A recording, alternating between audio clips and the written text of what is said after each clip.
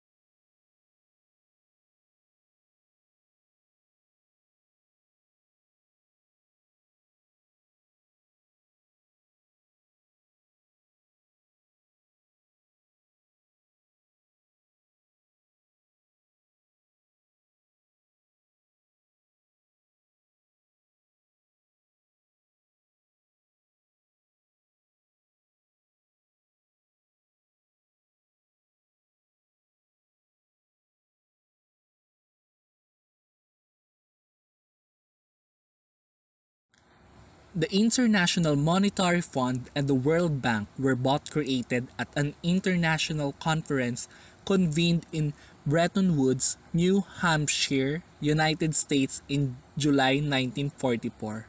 The goal of the conference was to establish a framework for economic cooperation and development that would lead to a more stable and prosperous global economy. While these goals remain central to both institutions, their work is constantly evolving in response to new economic developments and challenges.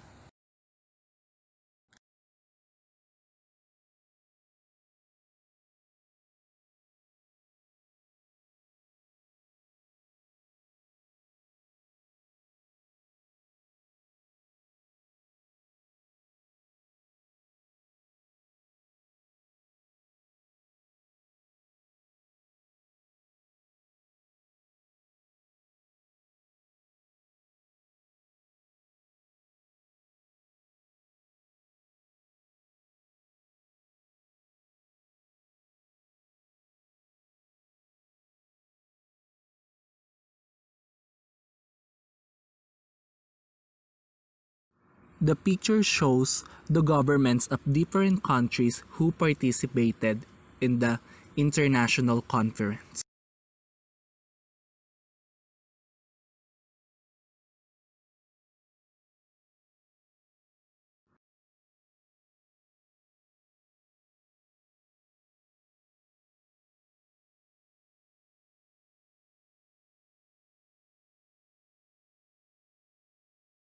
The International Monetary Fund formally came into existence on 27th day of December 1945 when the first 29 countries ratified its Article of Agreement. By the end of 1946, the IMF had grown to 39 members. On March 1, 1945, the IMF began its financial operations, and on May 8, France was the first country to borrow from it.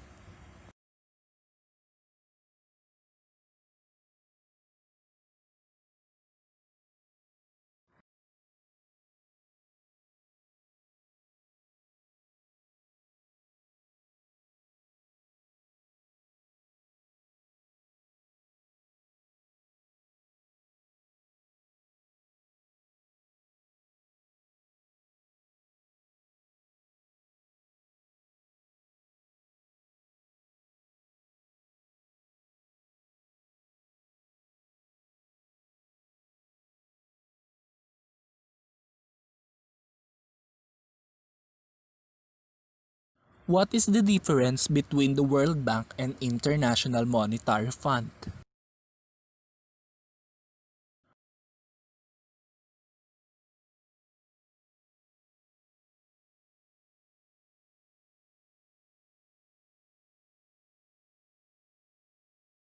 Founded at the Bretton Woods Conference in 1944, the two institutions have complementary missions. The International Monetary Fund serves to stabilize the international monetary system and acts as a monitor of the world's currencies, while the World Bank Group works with developing countries to reduce poverty and increase shared prosperity. The IMF keeps track of the economy globally and in member countries, lends to countries with balance of payments difficulties, and gives practical help to members. The World Bank Group provides financing, policy advice, and technical assistance to governments and also focuses on strengthening the private sector in developing countries.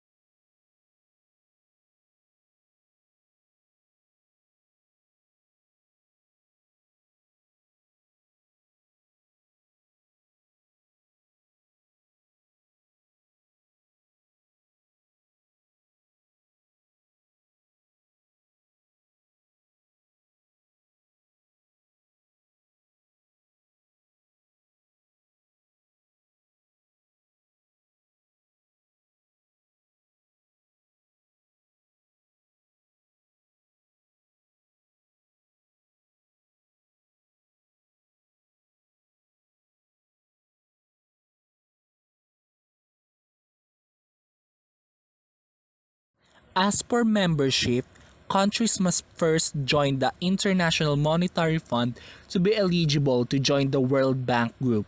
Today, each institution has 189 member countries. As for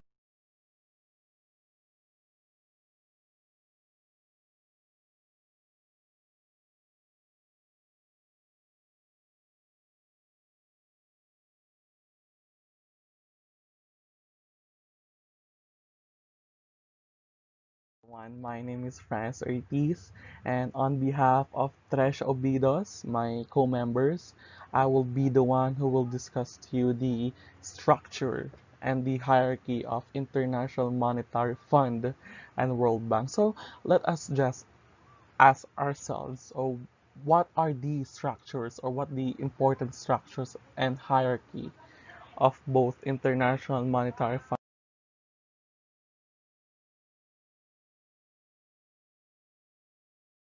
and the World Bank. So let's start with the International Monetary Fund. So Board of Governors. The Board of Governors is the highest decision-making body of the IMF.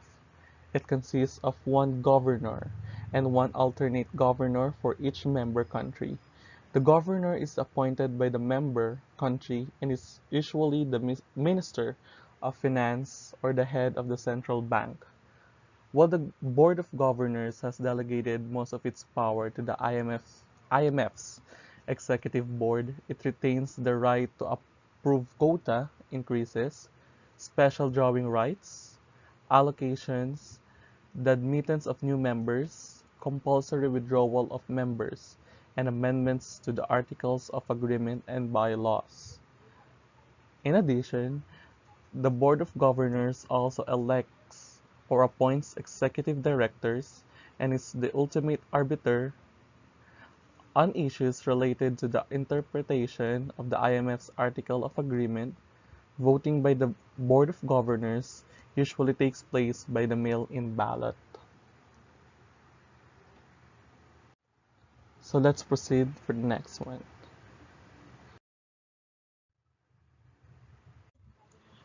Ministerial committees. The IMF Board of Governors is advised by two ministerial committees, the International Monetary and Financial Committee, IMFC, and the Development Committee. The IMFC has 24 members, drawn from the pool of 189 governors. Its structure mirrors that of the Executive Board in its 24 constituencies. As such, the IMFC represents all the member countries of Fund. The IMFC meets twice a year during the spring and annual meetings. The committee discusses matters of common concern affecting the global economy and also advises the IMF on the direction its work.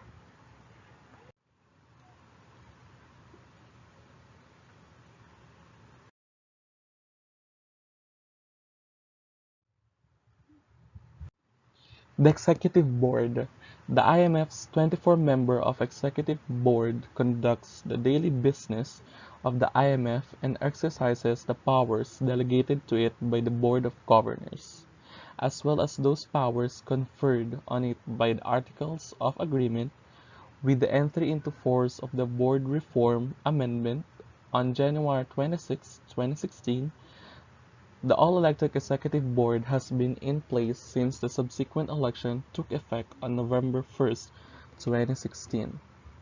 The Board discusses all aspects of the Fund's work, from the IMF staff's annual health check of member countries' economies to policy issues relevant to the global economy.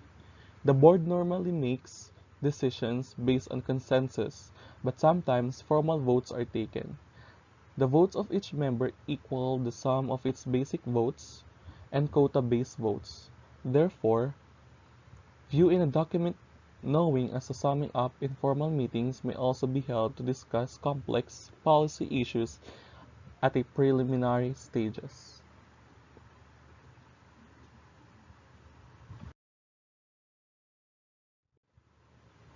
Governance reform.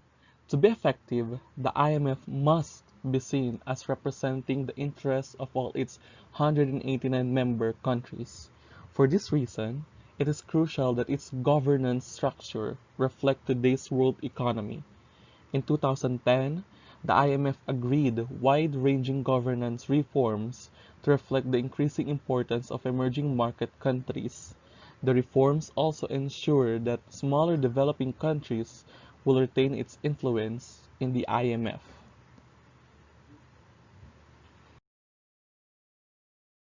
And this is the structure of the IMF.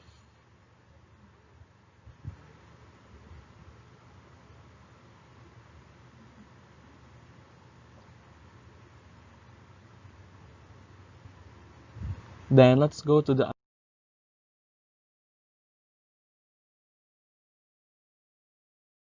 another subject, which the World Bank structure.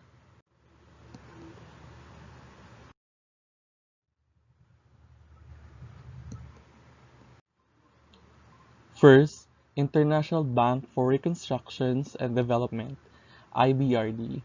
This organization provides loans at market interest rates for nations that are middle-income developing countries, as well as for lower-income nations that are credit-worthy. The IBRD primarily raises funds through the world's capital market. The IBRD constructs financial plans and development strategies for borrowing countries using the bank's past experience with development. It works with the countries to implement the strategies, and the knowledge line of the IBRD collects information about each country to aid in later development projects. The second one, International Development Association, IDA. IDA formed in 1960 and funded through contributions from developed nations. The IDA gives emerging nations interest-free, long-term loans, policy advice, and technical assistance to help with projects in healthcare, education, and rural development. IDA is also a branch of World Bank Group that provides loan to developing countries. Developing countries qualify for IDA loans based on the measurements of their poverty. The IDA loans are interest-free, although there is a service fee. Countries do not have to begin repaying the loan for 10 years, and payments can be made over decades. The IDA loans about 13 billion US dollar a year to developing countries to fund development projects.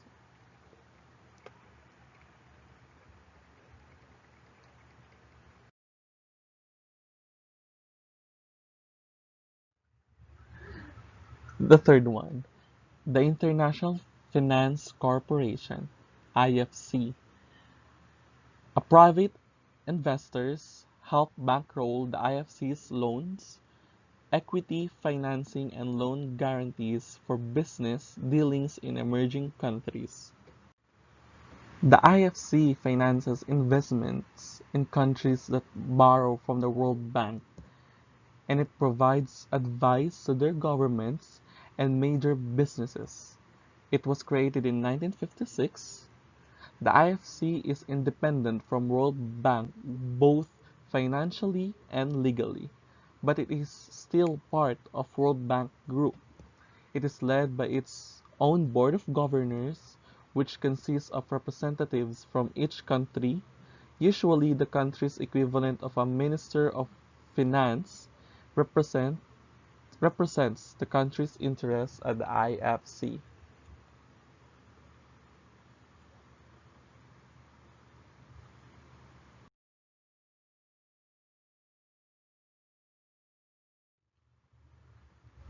The fourth one, the Multilateral Investment Guarantee Agency, MIGA. Working with the IFC, MIGA offers insurance and loan guarantees against losses on investment loans that may occur in developing nations and are caused by non-commercial risk. The IMGA, established in 1988, tries to direct foreign direct investment to borrowing countries because the countries that borrow from the World Bank are economically troubled and often unstable. They have problems attracting funds from international investors. MIGA attempts to overcome the hurdles of the country's credibility problems by offering insurance products to the international investors. By alleviating some of the risks of foreign direct investment, they promote investment in borrowing countries.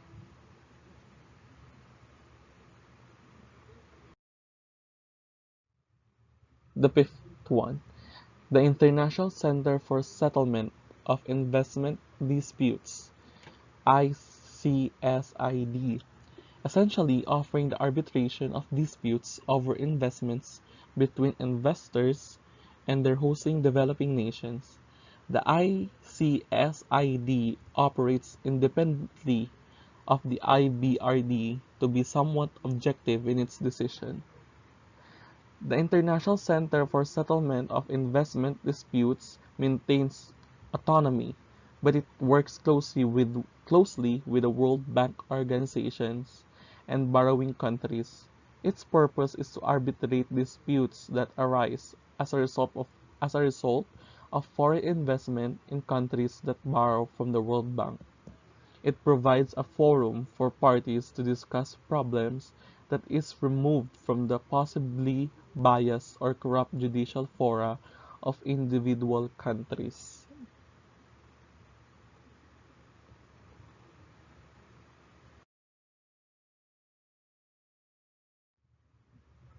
The hierarchy. Each member country appoints a governor, generally its Minister of Finance. On a daily basis, the World Bank Group is run by a board of 25 executive directors to whom the governors have delegated certain powers.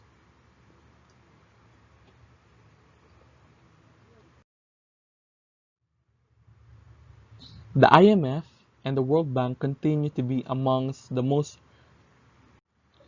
relevant and significant powerful norm setters, the conveners, knowledge holders, and influencers of the international development and financial landscape. This inside the institutions set out some of the most common criticisms of the World Bank and IMF under three broad lenses: democratic governance, human rights, and environment.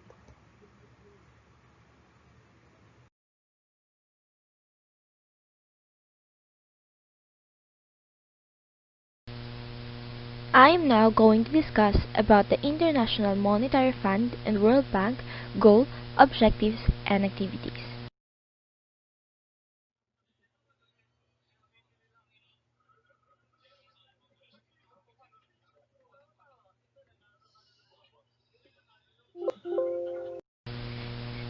So now, I am going to discuss about the International Monetary Fund or IMF's activities. But first, before I discuss about that, I am going to tell you first what is International Monetary Fund. IMF is an international organization that provides financial assistance to member countries. It is also responsible for creation and maintenance of international monetary system. It also nurtures economic growth and maintains high levels of employment among member countries.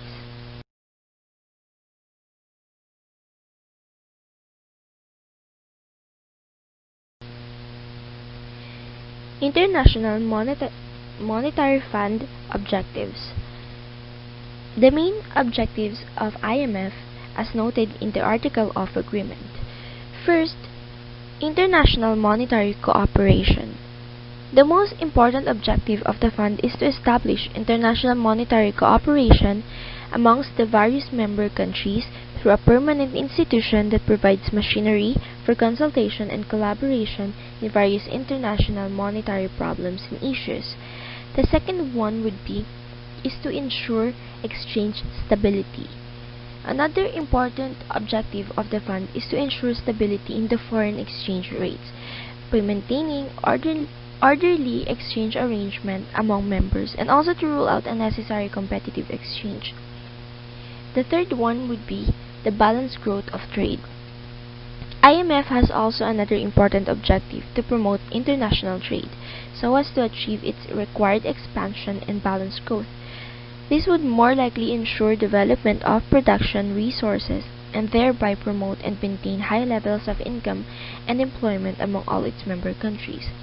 The fourth one would be is to eliminate exchange controls. Another important objective of the fund is to eliminate or relax exchange controls imposed by almost each and every country before Second World War as a device to deliberately fix the exchange rate at a particular level. Such elimination of exchange control was made so as to give encouragement to the flow of international trade. The fifth one would be the multilateral trade and payments. To establish a multilateral trade and payment system in respect to current transactions between members in place of old system of bilateral trade agreements was another important objective of IMF. And the sixth one would be the balanced growth. Another objective of IMF is to help the member countries, especially the backward countries, to attain balanced economic growth by exchange the level of employment. The seventh one would be the correction of POP maladjustment or correction of balance of payment maladjustment. IMF also helps the member countries in eliminating or reducing the disequilibrium or maladjustment in balance of payment. Accordingly, it gives confidence to members by selling or lending funds, foreign currency resources to the member nations. And the last one would be is to promote investment of capital. Finally, the IMF or International Monetary Fund also promotes the flow of capital from richer to poorer or backward countries to help the backward countries to develop their own economic resources and also for attaining higher standard of living for its people in general.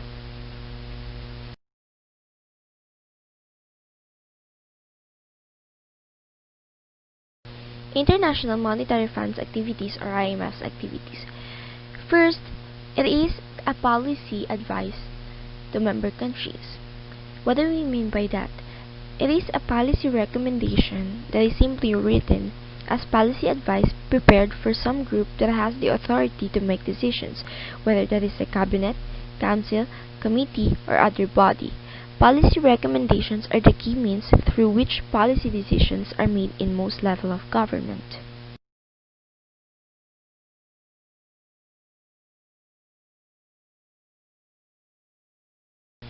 The second one would be the provision of loans. The IMF provides financial support of balance of payments needs upon request by its member countries. Unlike development banks, the IMF does not lend for specific projects. Typically, a country's government and the IMF must agree on a program of economic policies before the IMF provides or lend to the country.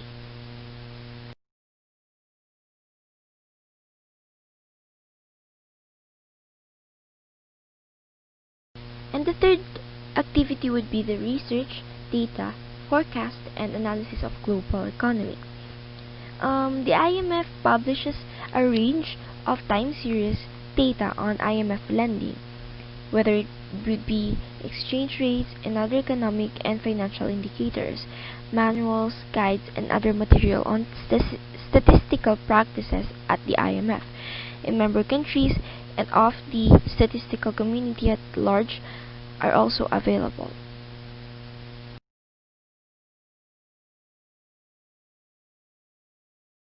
And the last one would be the technical assistance and training. The IMF provides technical assistance and training mainly in four areas: monetary and financial policies, or monetary policy instrument, banking system, supervision and restructuring, foreign management and operations, clearing settlement system for payments, and structural development of banks.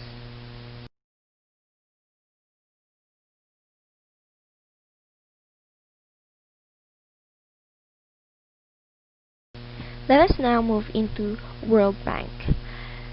Before we jump right into the World Bank's objectives, what is World Bank first?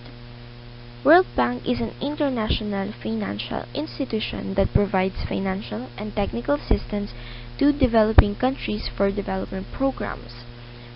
It comprises of the International Bank of Reconstruction and Development (IBRD) and the International Development Association or the IDA. Its main goal is to actually reduce poverty in the globe, improve the standard of living.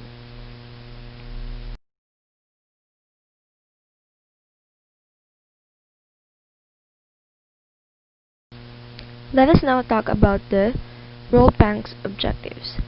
First is to provide long-run capital to member countries for economic reconstruction and development. Second is to induce long-run capital investment for assuring balance of payment, equilibrium, and balanced development of international trade. And the third one would be to ensure the implementation of development projects so as to bring about a smooth transference from a wartime to peace economy.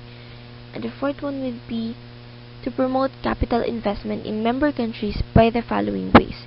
First, if private capital is not available even after providing guarantee, then it proves that loans for productive activities on considerate conditions.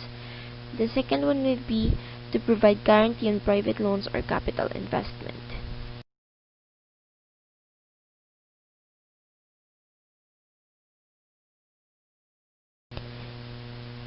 And lastly, we are now going to talk about World Bank's activities. First, financial assistance. The World Bank extends financial assistance for reconstruction and development of member countries. It facilitates capital investment for productive purposes. The bank finances its operation primarily from borrowings in the world capital market. Funds are also mobilized from governments, commercial banks, export credit agencies, and other multilateral institutions. These funds are paired with World Bank funds to co-finance projects. The World Bank also provides loans to help developing countries in the face of structural problems that threaten continuing development. And the second one would be the technical assistance. The World Bank also provides technical assistance to its member countries. The technical assistance is related to feasibility studies, engineering designs, constructions, supervision, execution, engineering services, energy, transportation, industry, etc. The bank introduced project preparation facility, and this is meant to help the prospective buyer to fill up gaps in project preparations and creation of necessary institutional structure for it. And the third one would be the interorganizational cooperation. The World Bank promotes cooperation among several international organizations, such as Food and Agricultural Organization, World Health Organization, the United Nations Educational, Social and Cultural Organization, etc. The fourth one would be the training. The World Bank established a staff training college to provide training to the senior officials of the member countries. This institution is referred to as Economic Development Institute, or EDI, which has a network of several regional institutes. EDI organizes seminars in Washington in collaboration with the regional training institutes. The fifth one would be the research and studies. The World Bank stated that undertaking research studies in social and other fields. About 3% of its budget is allotted for economic and social research. In 1983, the World Bank constituted the Research Policy Council, or RPC, to provide leadership in the guidance, coordination, and evaluation of all research work undertaken by the bank. The sixth one would be the evaluation of projects. The World Bank assists the borrowing countries in the post-evaluation of bank-assisted projects. The World Bank's Operations Evaluation Department, or OED, gives such assistance to members. And the seventh one would be the settlement of investment disputes. The World Bank settles disputes related to investments which arises between the member nation and foreign investors. In 1966, the World Bank started Convention on the Settlement of Disputes. The Convention of the Settlement of Disputes is also known as International Center for Settlement of Investment Disputes, or ICSID. The last one would be the Urban Development, Population Planning, and Tourism. A population project development and the population studies division were set up by the World Bank. They concentrate on urban development and population planning. The World Bank's first population mission visited Jamaica to help its government in formulating family planning programs. Furthermore, the bank established a department for tourism projects to provide technical advice to the international finance cooperation in a matter of tourist investment.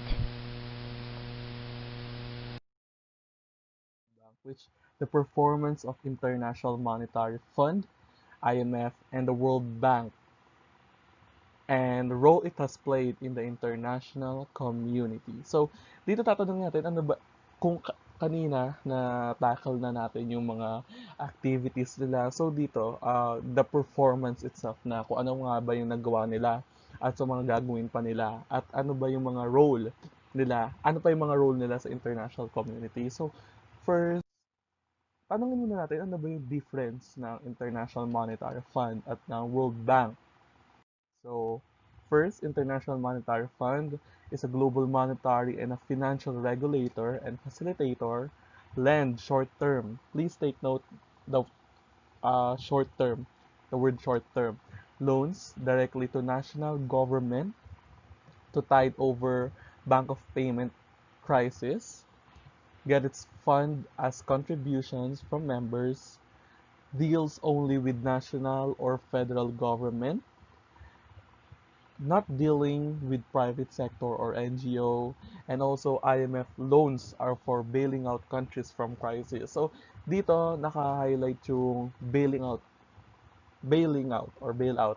So tatanungin natin, ano ba yung role ng International Monetary Fund tungkol dito sa mga bailout na to? At saka ano ba ibig sabihin ng bailout? Ano yun? Piyansa sa mga bansa. So next one is the World Bank. Financial institution giving loans to government projects and private sectors, lending long-term loans for projects, get its funds mainly by selling bonds, and may deal with all level of government. Its loans aren't for bailout, but for long-term social economic development through World Bank funded projects. So dito sa World Bank, ang lending term nila is for long term, not unlike sa IMF for short term. At saka dito yung mga binibigay nilang or pinapahiram nilang pera, hindi for bailout. Ito yung for long-term socio-economic development. So, tignan naman natin kung ano ba yung similarities nila sa isa't isa. Both born out the same year from Bretton Woods Agreement in 1944, located in the same complex in Washington, D.C. Literally, magkatabi lang sila ng lugar sa Washington. Same members nation, pag member ka na ng IMF, automatically member ka na rin ng World Bank. Governing structure, violating rights, voting rights, decision-making process are similar at both now supervised economic reform packages and structural adjustment. So, bakit may term na both now supervised? Di ba dati nila sinusupervise yung mga packages na binibigay nila sa iba't ibang bansa? So, titignan natin yan on the next slides. So first, ito na yung International Monetary Fund. So ano ba yung main function ng International Monetary Fund at bakit sila mahalaga sa atin? So ano ito na nga yung International Monetary Fund? So titingnan natin kung ano ba yung mga trabaho nila. So first, syempre, a kind of global financial and monetary regulator and facilitator. After the collapse of the Bretton Woods system in 1971, its role changed to foster global monetary cooperation, secure financial stability, sustainable economic growth, and reduce poverty around the world. Also provide short-term multi-currency loan to member countries to tide over balance of payment crisis and emergent situations. So ditong emergent situation na sinasabi na dito, ito yung default or papuntang default na siya. And also, na-mention na din yung sustainable economic growth, monetary cooperation. So, pati sa exchange rate, yung dollar to peso and other currency, International Monetary Fund, yung nagsusurveillance nun para makita nila kung just pa ba yun, kung tama pa ba.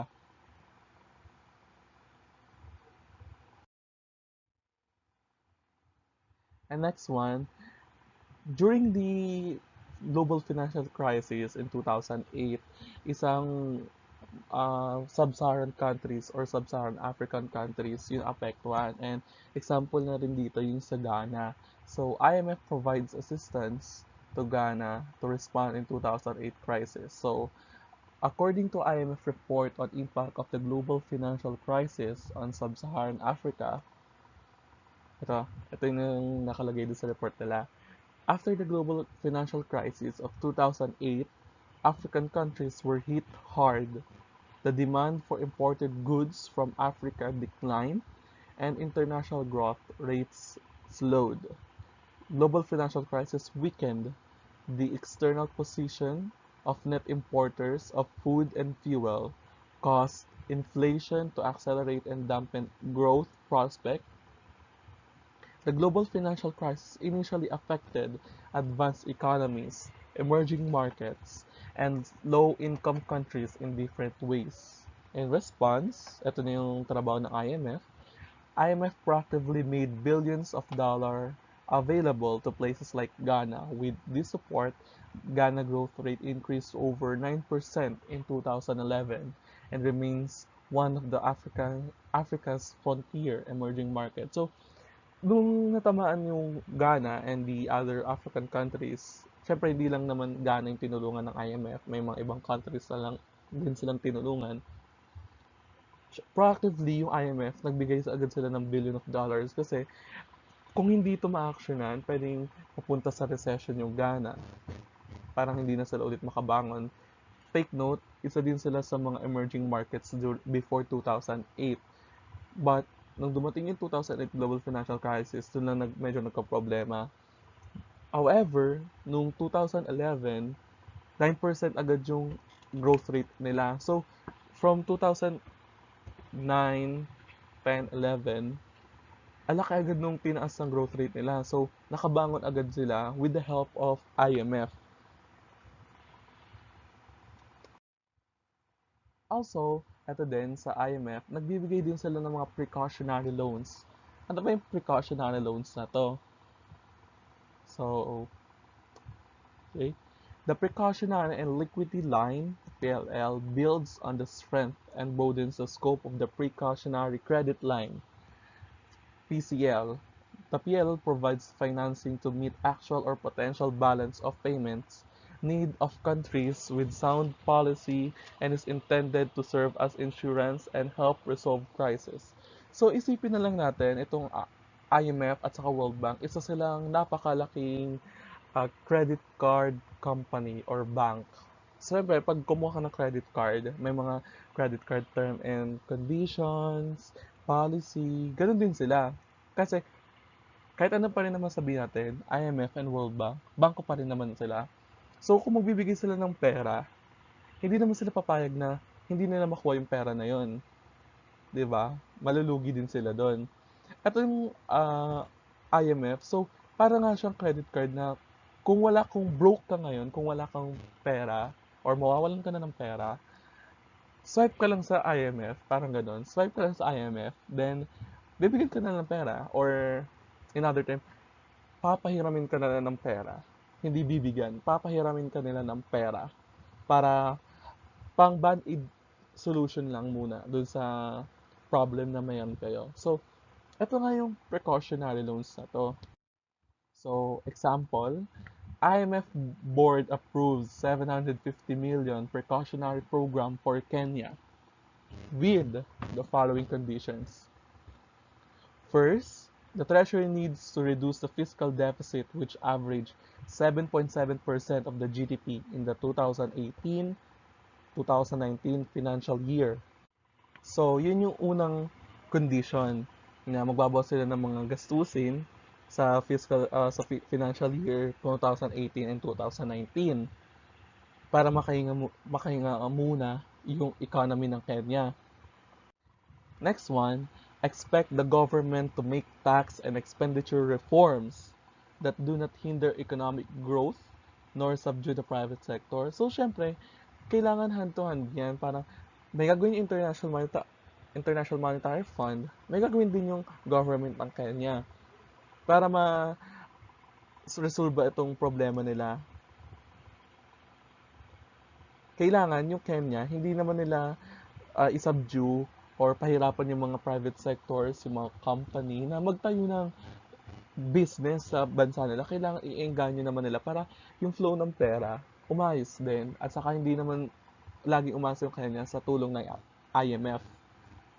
And next, Kenya is grappling with missed tax revenues, falling export earnings, and unpredictable remittance inflows. So, eto na rin yung isa sa mga conditions na binigay ng IMF. So, siguro magtatakda ng, with the help of IMF, yung mga structure tax, siguro magre-request sila sa government ng Kenya na, kailangan nyo muna magkaroon ng tax reform, kailangan i-revise natin yung mga policies na tungkol dito sa remittance, export, import, para at least ma-maximize natin yung mga perang pumupunta at saka lumalabas sa atin.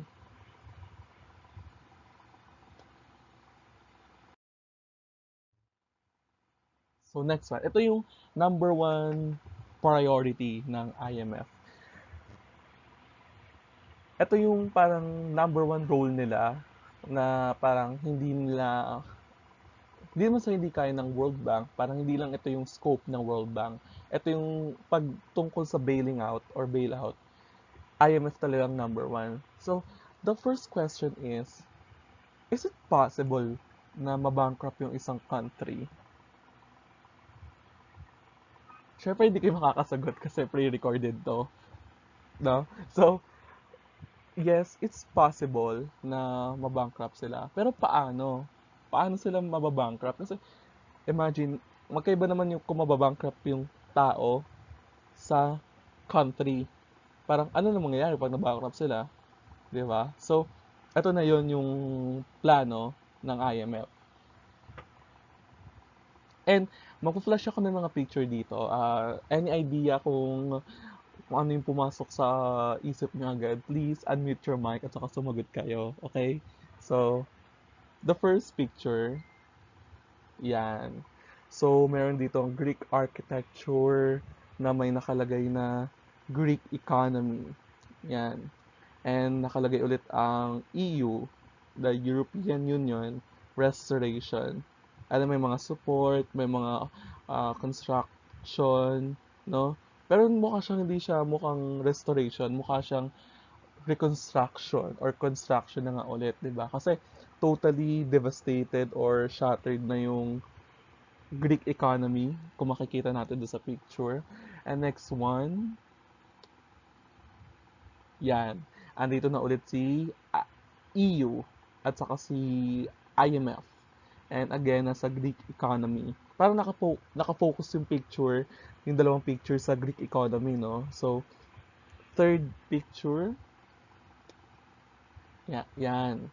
Andito na yung Greece na flag, bailout, at saka yung mga bonds. So, ano nga ba yung sinasabi nito, tatlong pictures na to? Or ano ba yung gusto nila ipahiwatig? May nangyayari ba sa Greece tungkol previous years? So, ito yung sasagutin natin ngayon.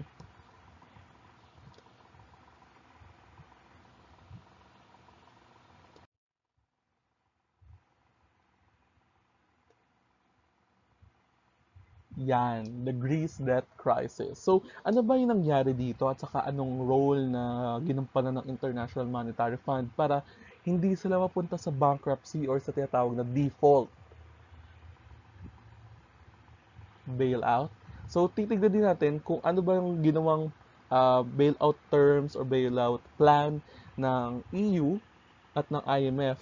At saka titignan natin, saan ba sila nagkamali? Saan ba nagka-problema? Saan ba nag-umpisa tong domino effect na to? So, titignan natin sila sa timeline. Okay?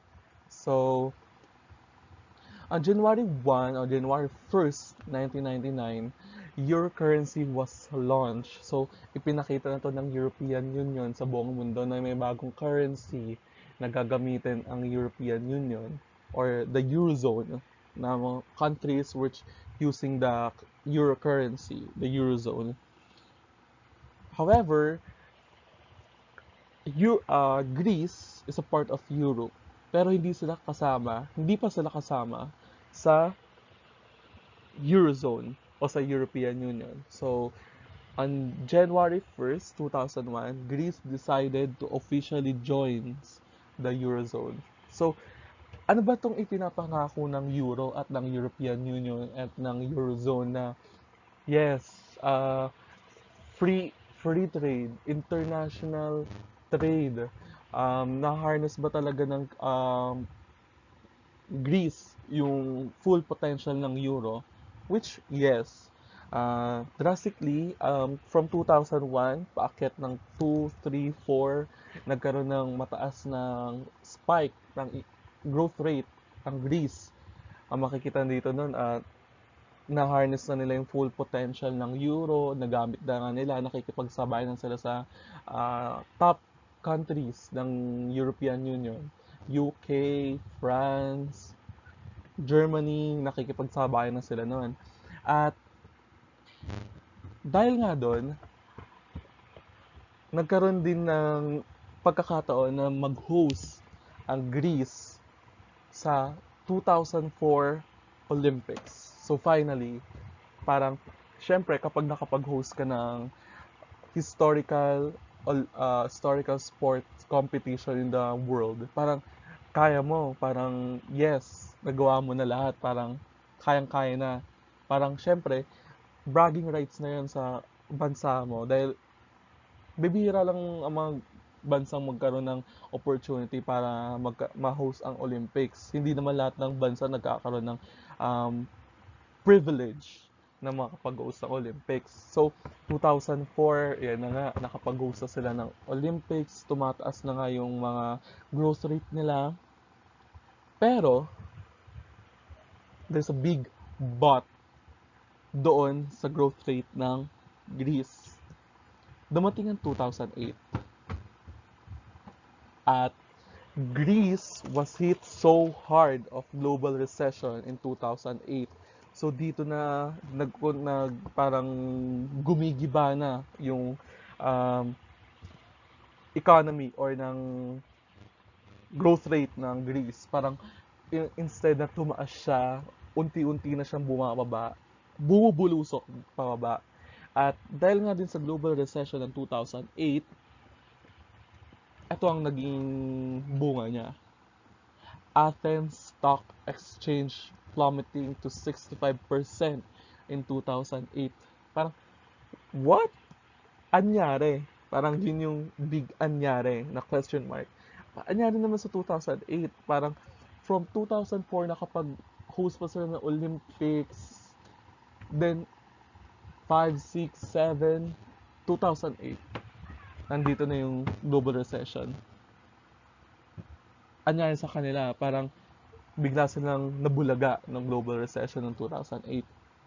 On April 27, 2010, with a GDP of 127%, the credit rating dropped, turning Greece towards default in its pile of public debt. But, again, may big but dyan sa public debt na yan. Parang pabulusok na ng pababa yung Greece. Then, biglang dumating ang kanyang knight in shining armor, ang kanyang tagapagsalba, ang mesiyas ng ekonomiya ng Greece. Para siyang si Thor na bumaba sa Wakanda atmosphere, sa Wakanda scene, sa Avengers Infinity War. Parang ganun yung entrance nung Prince Charming niya. Then, eto na nga, si Thor, o ang tagasalba ng Greece economy, the Troika. So ano ba yung Troika? Ano ba yung gampanin nila sa bailout ng Greece towards default? So, group consisting of two European entities, European Commission, European Central Bank, and International Monetary Fund, comes to bail Greece and saving Greece from default.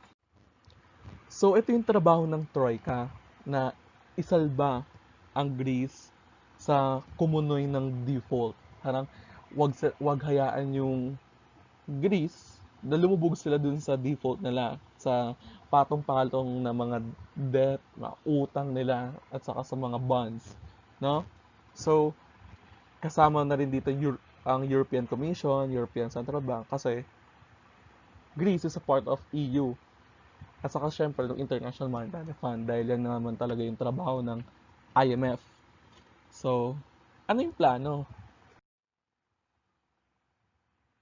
The plan is lend Greece 110 billion euro to avoid default and use that money to pay expensive creditors and get the government to commit higher taxes and lower spending to bring the country to surplus and wait the recession to stop.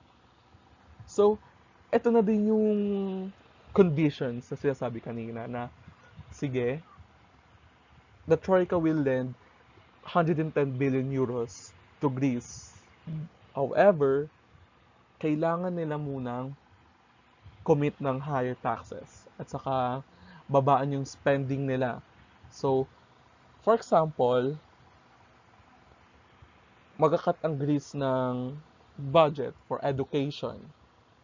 Example, magkakat sila ng education sa DepEd, magkakat sila ng budget sa DOH, cut ng budget sa DOLE, DSWD, sa DPWH. So, cut sila ng mga budget doon para mabawasan muna yung paglabas ng pera. And then, magtataas naman sila ng mga tax. So, taas sila ng corporate tax, income tax, value-added tax, property tax, transactional tax. So, lahat ng tax, tataasan nila doon. So, ano maging implication nun? Example, sa atin. So, kung ikaw is scholar ka ng isang state university and colleges na nakakapag-aral ka dahil sa scholarship na bigay ng gobyerno, possible na mawala yung scholarship mo kasi binawasan yung budget ng DepEd or ng CHED. So, ano mangyayari sa'yo? So, pwedeng magiging hindi ka makapag-enroll dahil wala kang pambayad ng tuition or gagapang ka talaga para maano yung college mo. And paano naman din sa mga teachers, sa mga nagtatrabaho, doon sa mga umaasa sa family ng mga teachers. So, dahil mababa ang budget sa DepEd, konti na lang din yung isasahod sa kanila, then, ang taas pa ng tax nila. Sabi ng income tax, VAT, o kaya property tax. Diba? E paano doon sa mga projects, kunyari ng, halimbawa ng DPWH, ng DSW, yung mga umaasa sa projects ng DSWD, sa DOLE, at saka sa DOH. So, yun yung implication ng mangyayari doon sa conditions na gusto ng Troika sa Greece. At na. So, May 2, 2010, the Troika tosses Greece a lifeline and a bailout, but it doesn't quite fix the problem. So, ito yung big na anyari. 'Di ba? Parang anyari naman.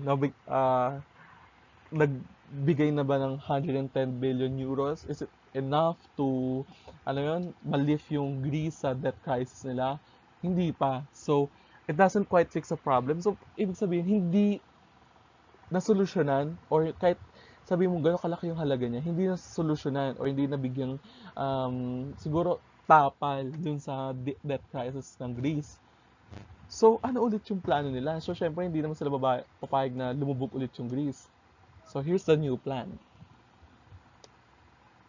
Give Greece another 130 billion euros, commit the government further austerity measure to bring the country back into surplus. So, again, magbibigay ulit yung Troika ng 130 billion euros. So, si Greece, magkakat ulit siya ng spending, cut ulit sa budget ng DOH, DepEd, DPWH, DSWD. Then, akit ulit ng tax. So, patong ulit tayo sa income tax, VAT, property tax, corporate tax, transactional tax, ganun. So, parang dalawang patong na yung pagpatong ng tax at saka pagkat ng mga budget. So, on February 21, 2012, the Troika prepares ito yung largest sovereign debt restructuring in history. So imagine, no, kung ganito nakalaki yung sovereign debt ng Greece na pinagtutulungan na siya ng Troika para mahila lang paakyat. And 2 years after further tax reform, layoffs, and wage cuts, government reports a structural surplus. Yes, after 2 years, nakahinga na rin ng maluwag yung Greece sa economy nila na nagka-report na ng structural surplus yung government nila. Pero, yung bailout term, yung mga conditions nga na yun, nagkaroon naman siya ng big impact sa Greeks, causing the burden of falling of wages, rising taxes, and unemployment above 25%. 'Di ba? So, nakaluwag nga yung economy ng Greece, pero yung mga citizen naman nila, yun yung number one na naapektuhan. Imagine, unemployment rate of 25% compared sa European neighbor nila na Germany, France, UK, less than 5% lang ang ano nila, ang unemployment nila. And also the rising of taxes, falling wages, di ba? So, yun lang din yung medyo gray area doon sa bailout term na binigyan ng Troika. Pero may nangyayari eh. Kung akala natin gano'n na lang ka-smooth, ka-fluid, hindi. Kasi, noong 2015, nagkaroon ng leadership change sa Greece. So, pag nagbago ang liderato, magbabago ang kanyang mga foreign policy, ang mga kanyang internal external policy sa bansa. So, eto na, the new Prime Minister Alexis Tsipras promised to boost spending and renegotiate term in Troika. Di ba ang number one bailout term nga ng Troika is cut spending expenditure or bawasan yung paglabas ng pera para makahinga muna yung economy. Pero ang pinangako ni Alexis Tsipras, to boost. So, ano mangyayari noon? Parang kakagalingin pa lang ng sugat, binakbak mo na agad. Gets nyo? Parang sayang yung 2 years na pinaghirapan ng mga citizen nyo. And again, the creditors flee Greece again and crisis emerges with concern of Brexit. Greece departure from EU. So ayun na nga. So dahil lumalabas na ulit yung mga crisis, parang nagkakaroon ulit yung mga sign ng crisis, umalis ulit yung mga creditors sa Greece. At yun na yung pag-alis na nga ng Greece sa EU. Pero on June 30, 2015, with the government unable to secure any further debt relief, Greece defaults, missing a 1.6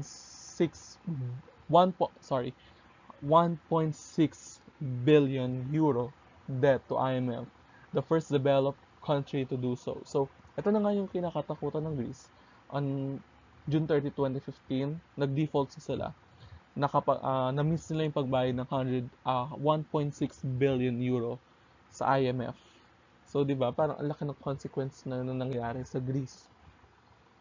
The foundation of Greece economy begins to crack as the government shut down its exchange and banking system. So, drastic yung result nung parang simple policy lang na parang domino effect siya sa mga from top to bottom economy. Greece continued to fight new bailout proposed by the EU, but at this point, no more leverage for negotiation. On July 16, 2015, Greece grabbed the EU's third lifeline and accepting 86 billion euro bailout in August with the fight to boost spending end. The Greek people prepares once again for the cuts, reform, and hard times ahead. So, threefold na yung mangyayari kasi third lifeline na to eh, third bailout na to ng Troika. So, again, 3 beses ka na ulit nag-tax, nag-cut sa spending ng mga programs nyo. Health programs, education program, infrastructure program. Imagine, threefold na yung naalis doon. And threefold na din yung pagtaas ng tax mo. No? Parang wala ka nang sinusweldo. Ang taas pa ng tax mo.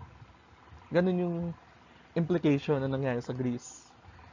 All in, the economy shrink 25% as a result of the crisis, and the Greece has since finished its bailout program. The country to this day maintains a debt to GDP of 181%, and Greek people continue to suffer with 1 in every 3 Greek at risk of poverty. So, i-compare lang natin ngayon, no? Nung 2015, kasi July 16, 2015 to, ang debt to GDP natin ng Pilipinas is roughly 41 to 43%. Ganun lang siya naglalaro. Pero sa Greece, ang debt to GDP natin, 181%. At hindi ito maganda kasi kung mas mataas yung debt to GDP mo, mas bad siya, no? Kailangan mas babaan pa nila tong debt to GDP nila at risk na pag-suffer ng poverty as 1 in every 3 Greece citizen. So, ganun yung implication nangyari ng Greece debt crisis. At sana, maging lesson sa atin to, sa itong case study na to sa atin, na even the simple policy, pwede mag-domino effect sa atin lahat. No? So, saan ba nagkamali dito? Yung Greece. So, may nagsasabi doon. Siguro ma-report to ng ibang grupo. I hope siguro ng European Union dahil nasa EU naman ng Greece. So, sana ma-report nila dito kung ano yung nangyari sa Greece debt crisis. So, next one. Yes. The World Bank. Ito na. So, again, iba din naman ang trabaho ng World Bank sa atin at saka sa IMF na magkaiba sila.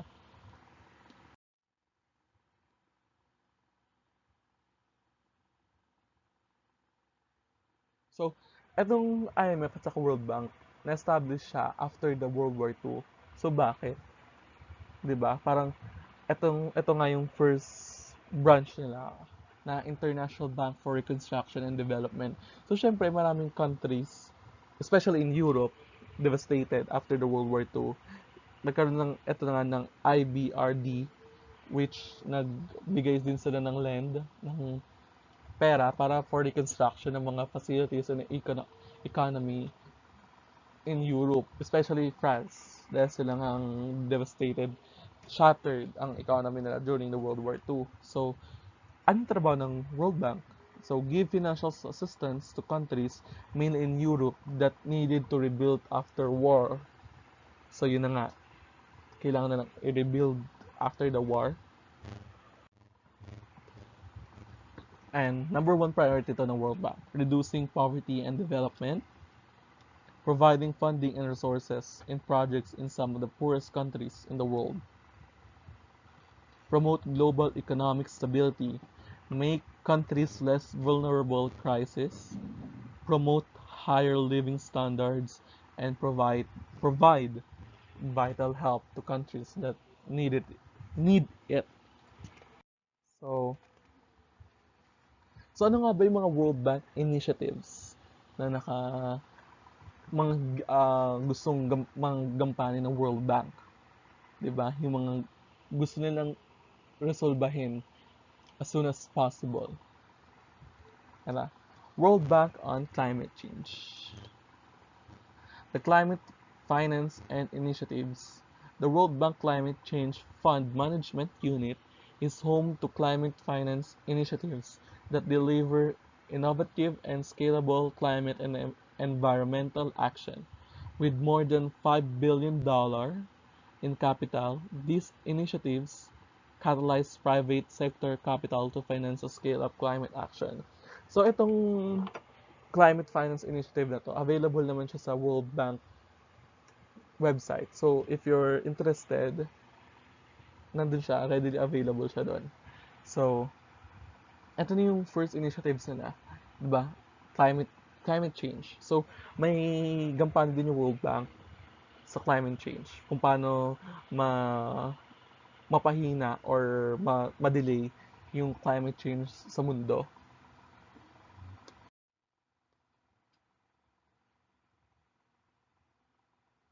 Ito din, World Bank initiatives accelerating sustainable and inclusive economic growth, providing safe water and sanitation for all. Ito yung sa mga far-flung areas, siguro sa Africa, Sub-Saharan, no? dun sa mga hindi nakakaranas ng safe water at saka sanitation. Growing through better transport connectivity, partnering with the private sector on infrastructure, boosting agriculture to create jobs, strengthening protection for natural resources, and promoting investment through reforms to reduce risk. So, lahat ng mga data dito readily available siya sa link provided below sa worldbank.org. So, if you're interested na basahin siya doon further, ready available siya doon sa link. So, dito din, parang mag-focus muna tayo sa Philippines. Ano bang initiatives or projects na binigay ng World Bank sa atin, sa Philippines, okay? And especially during President Rodrigo Duterte administration. So, first one, eto, the Metro Manila Flood Management Project, approved on September 28, 2017. The project hanggang November 30th, 2024. So, borrower. Andyan yung borrower. Again, readily available to sa link sa baba. Borrower, Department of Finance. Total project cost, $50 million US.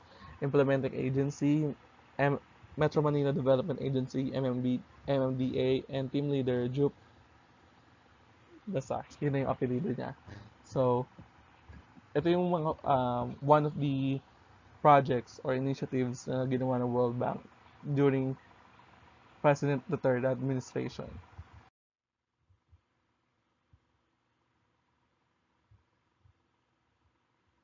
Ito na. Itong, syempre, during COVID, may initiatives din at saka mga projects din sinuportahan yung World Bank sa Pilipinas.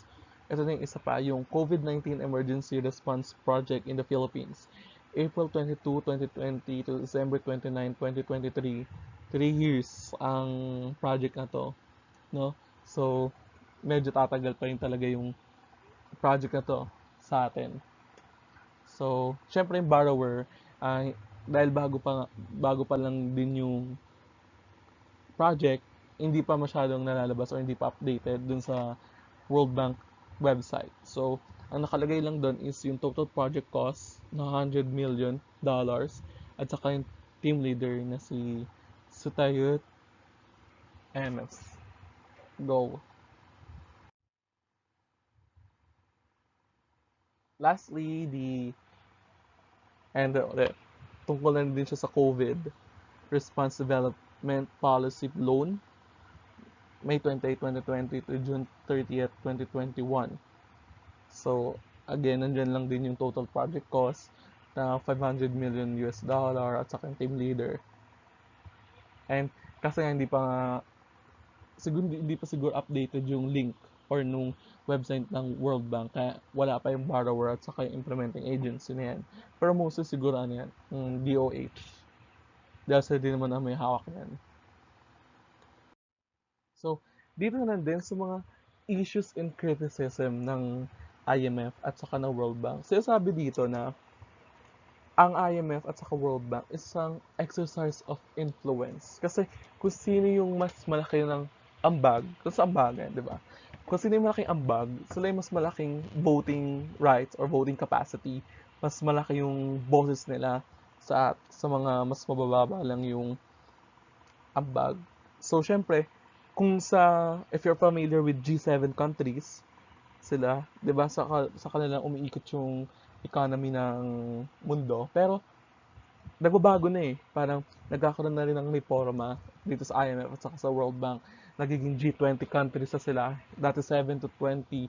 So marami na rin gusto magkaroon ng boses tungkol dito sa IMF at saka sa World Bank. At saka ano ba yung mga issues at saka mga criticism tungkol muna sa IMF? So, first, ito yung allegedly, IMF sometimes lent money to corrupt leaders. So, ito yung parang downside sa IMF, no? So, for example, si Mobutu Sese Seko, President of the Democratic Republic of the Congo, from 1965 to 1997. He was the chief beneficiary, gaining a fortune estimated at anywhere from 5 billion to 10 billion. Stealing was so widespread that the word kleptocracy was coined to describe the regime. So, ito din yung IMF na problema sa IMF sa mga criticism nila na papautang or nagbibigay sila ng pera sa mga corrupt na leaders. So, paano yon? 'Di ba? So, kasi leader, hiram siya sa IMF ng, example, $20 billion para kunwari sa project niya kuno. Pero hindi naman niya diniretso sa bansa niya, diniretso niya sa Swiss bank niya, 'di ba? Tapos after ng term niya, wala na. Wala na yung pera. Parang asa na yung pera? Then few years later, darating ulit sa IMF na kailangan nyo na magbayad ng $20 billion with interest. Siyempre, yung mga tao dun sa bansa niya, parang, ha? Hindi naman namin nakita yung pera. Parang, wala naman kami naramdaman ng pera na yun eh. Bakit ba ganun yung mangyayari? Hindi na mababayaran o hindi na babayaran ng country na umutang yung IMF? Siyempre hindi nga, di ba? Kasi nga, yung IMF at saka World Bank, isa nga silang malaking credit card policy. Hindi naman sila papayag na hindi nila makuha yung pera nila, no? At saka hindi nila sisingilin yung nagnakaw, yung presidente o yung leader ng bansa na yon. Sisingilin nila yung bansa na yon kasi yun yung umutang eh, 'di ba? Hindi yung tao, individual. Siya umutang dahil siya yung leader, pero sisingilin pa rin nila yung bansa na yon. So doon lang nagkakaproblema na bakit ko babayaran yung isang inutang nung mga magnanakaw na yon na hindi naman namin napakinabangan. Di ba? Parang ang unfair na babayaran mo yon at expense ng karangyaan ng iba. So, yun yung naging problema sa IMF.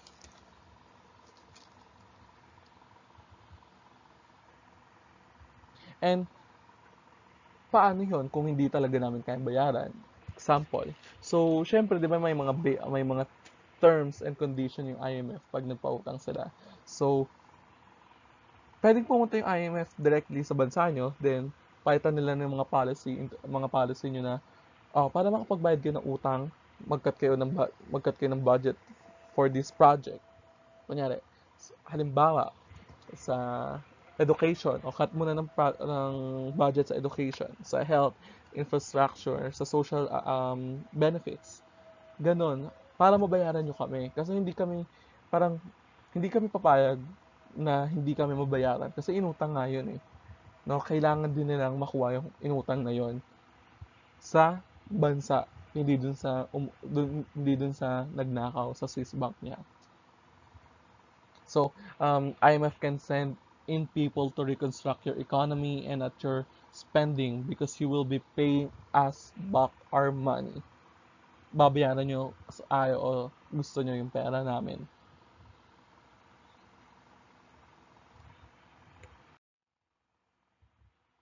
And lastly, issues and criticism tungkol naman sa World Bank projects. According to 2015 investigative report, nearly 3.5 million have been displayed over the last decade to make room for World Bank funded projects. The organization has rules for so-called involuntary resettlement, ensuring that families are not forced from their homes without warning and that those who are evicted are safe. Parang same na lang din ang nararanasan dito sa mga indigenous tribes somewhere north or sa Mindanao. Parang kinukuha sa kanila yung lupang ninuno nila para lang sa dam, sa infrastructure program, no? Kahit dun sa New Clark City, marami pa rin mga farmers doon na sinasabi ng involuntary settlement na napaalis para lang mag-giveaway dun sa new city na yon sa Clark, no? So halimbawa na rin to nung ibang issue tungkol dun sa dam na pinapaalis yung mga indigenous tribes pati yung mga locally citizen doon para lang matayo yung dam which funded by Chinese bank. Diba recently, nababalita yun anywhere. So, same lang dito sa World Bank projects. May mga ganong issues din. And readily available yung mga link sa baba if you're curious tungkol dun sa if you're curious dun sa mga projects na yun. And in 2007 naman, the World Bank loaned nearly $70 million to Kenya's National Forest Service for conservation projects. However, Kenyan authorities reportedly used the money to forcefully evict thousands of indigenous people who had been living in the project area.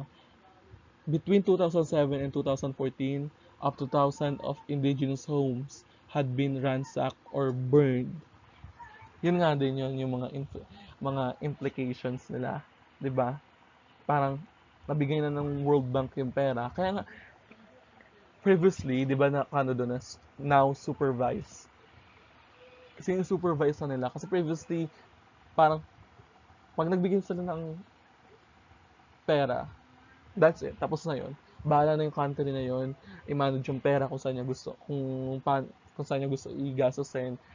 Pero ngayon, nagtatakda na sila na kailangan natin ng i-supervise na to kung akma ba to sa wala bang human rights violation, yung mga nangyayari. No? So, same na lang din sa example earlier na indigenous homes had been ransacked or burned. May mga pinapatay na leader. Here in the Philippines, for example, di ba? Sinusunog yung bahay nila, pinapatay leader, red tagging, NPA, gano'n, di ba? Ano yan dito? Rampant yan dito sa Philippines. Huwag na natin i-deny. Pati yung mga bahay nila, binobomba pa nga minsan, especially sa mga lumad community. Yun yung issues and criticism, both IMF and World Bank. Pero wag naman natin isara yung pinto na marami din naman ang gawa yung World Bank, pati yung IMF. Kasi kung wala yung IMF, hindi mababail out ang Greece. Actually, ang Mexico pati Argentina, wala, di ba? And World Bank, marami din naman silang na project sa mundo. And polio sa Africa. Dito sa Philippines, madami na rin silang mga nagawa. Sa Asia, marami na rin silang mga naitulong, di ba? At nagkakaroon na rin siguro ng constrict of power kasi dati kung IMF at sa World Bank na, ngayon may dumarating ng New Development Bank na binuo ng BRICS na Brazil, Russia, China at saka ng South Africa. At saka nagkaroon na rin ng Asian Infrastructure Investment Bank na funded ng China. So, alam mo na parang nagkakaroon na rin ng parang katunggali yung IMF from West influence to China and Russian influence. So, ganun na din. Ganun na rin yung mga nangyayari sa kanila.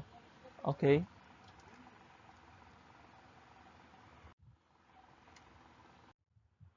So, natapos na rin tayo. So, the main question is, what role it has played in the international community? So, na-discuss na rin natin or nabigay na rin sa inyo yung mga initiatives ng both IMF and the World Bank. Ano ba yung nagawa nila? So,